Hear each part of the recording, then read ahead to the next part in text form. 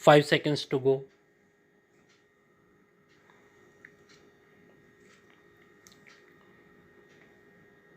Start. Ladies and gentlemen, I am happy to be here with you today. I am glad to see young scientists, especially women, among you. You have gathered here to participate in the second Indian Rice Congress, which will, over these 4 days, discuss a variety of topics related to this important grain. It is heartening to see a gathering of talented scientists who invest their time and energy for rice research and also for India's food security and livelihood. There is no need to underline the importance of rice before this audience. You know very well how rice is the cornerstone of food security in India and also a key factor for our economy. Rice also figures very prominently in our heritage and culture. Right from the Vedas, our ancient literature in Sanskrit and other languages have rich references to this grain and many varieties of rice. Many rituals and ceremonies of various religious traditions are considered incomplete without akshat, the unbroken rice, which is a symbol of prosperity and even the wholeness of life. In many parts of India, the first solid food given to a child is usually something made of rice. It also features in famous legends and myths.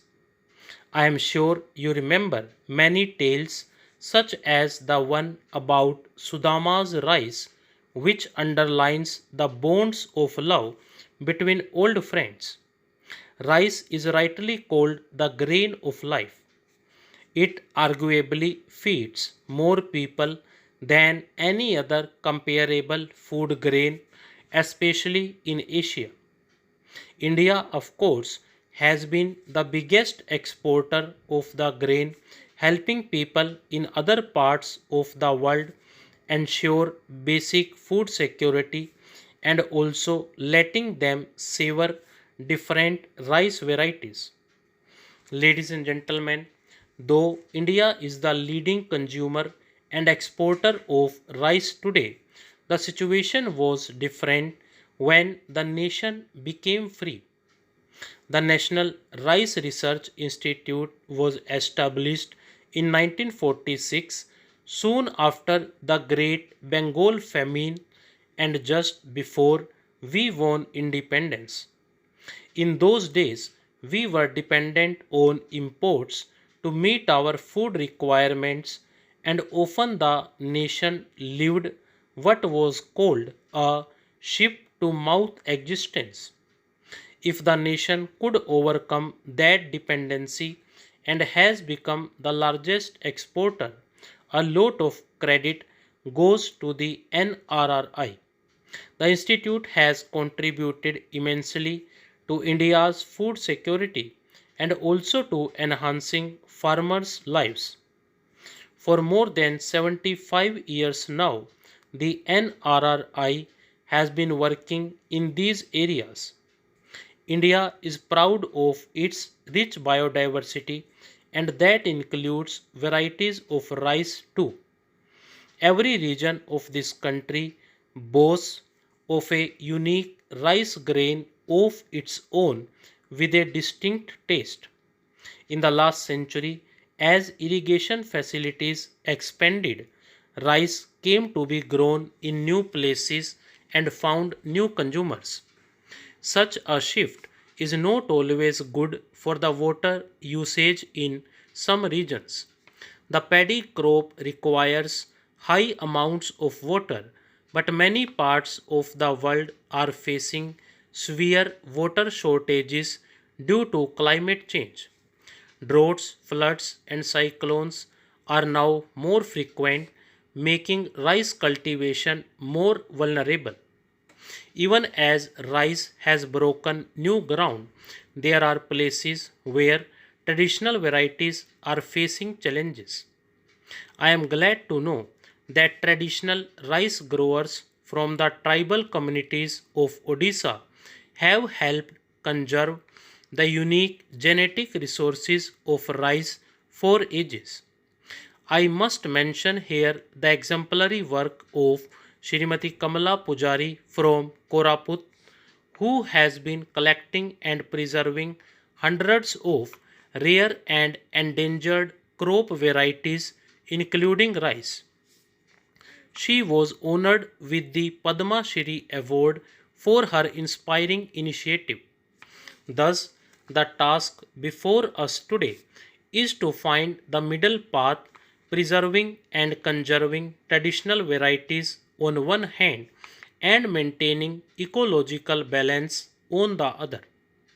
I am therefore happy to learn that NRRI scientists are actively seeking solutions by collecting, identifying, and characterizing unique rice seed that can survive these cultivation challenges. I am told that this Rice Congress has dedicated sessions to discuss those issues. Another challenge is to save the soil from excessive use of chemical fertilizers, which are considered necessary for modern rice cultivation. We need to reduce our dependence on such fertilizers in order to keep our soil healthy. I am confident our scientists are at work to devise eco friendly rice production systems. Ladies and gentlemen, as rice forms the bedrock of our food security, we must consider its nutritional aspects too. Large sections of low income groups depend on rice, which is often the only source of daily nutrition for them. Therefore, delivering protein, vitamins, and essential micronutrients, though rice can help combat malnutrition. I am told it has developed India's first high protein rice called CR Dhan 310, which will help us in improving the country's overall nutrition profile. I am glad to learn that NRRI has also released a high zinc rice variety. The development of such biofortified varieties is an ideal example of science in the service of society. More and more of such efforts will be needed to support the increasing population amid a changing climate in the country. Stop.